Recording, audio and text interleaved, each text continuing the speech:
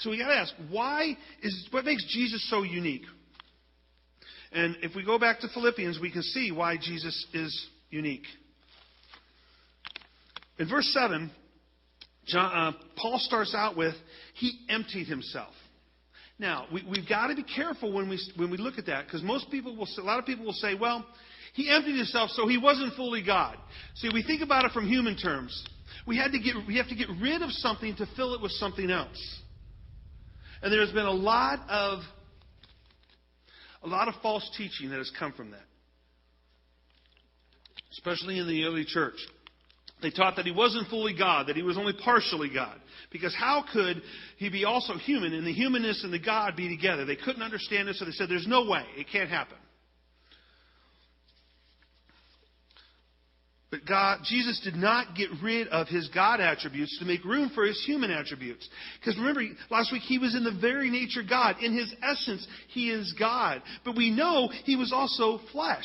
There were some who said he wasn't human, that he was just a spirit. But we know he was flesh because he ate, he died. See, you can't just take off part of your essence of who you are. You can't just eliminate it. It's who you are. He is fully God.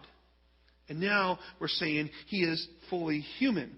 Because if we read on in verse 7, it says he emptied himself by doing what? What does it say? He emptied himself by taking the form of a servant, being born in the likeness of men. So what we see here is we see Jesus being fully God and being fully human, having two natures.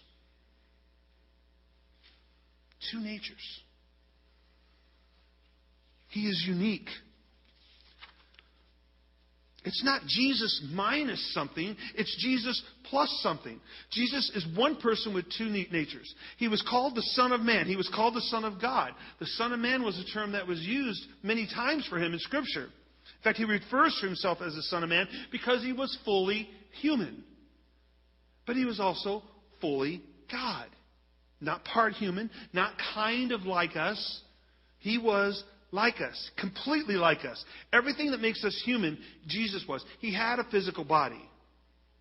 Okay? He had flesh, bones, blood. He was a physical human being. He was born as we were born. Now, I don't know about you, but we sometimes idealize the image of Christ as a human. Now, I don't want to ruin it for you, but away in the manger, no crying he makes, I doubt it. I think Jesus as a baby was crying. I said that last week. He couldn't speak. He didn't come out of Mary and say, "Hey, how you doing? I'm here." He was a baby. He cried as a baby. He cried as a man. We know that. When Lazarus died, he cried. I'm sure he cried as a baby. He walked. He was hungry. He got tired. All the things that you and I physically experience today. You know, when they had to run off to Egypt, he didn't stand up and say, "Hey, I'll carry something." They had to carry him. He had to learn to crawl. Can you imagine that?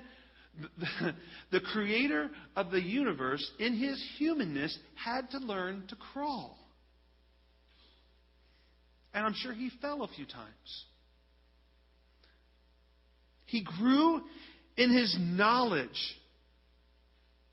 It's not like he knew everything. He knew everything in his holiness and in being God. He knew everything, but he still had to grow in his knowledge.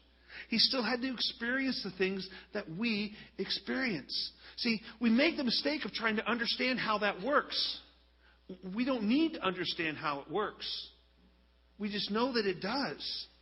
How can the infinite be joined with the finite? How can it happen? And because the more you look at it, the more complex it gets, and the more you get a headache and your eyes get crossed.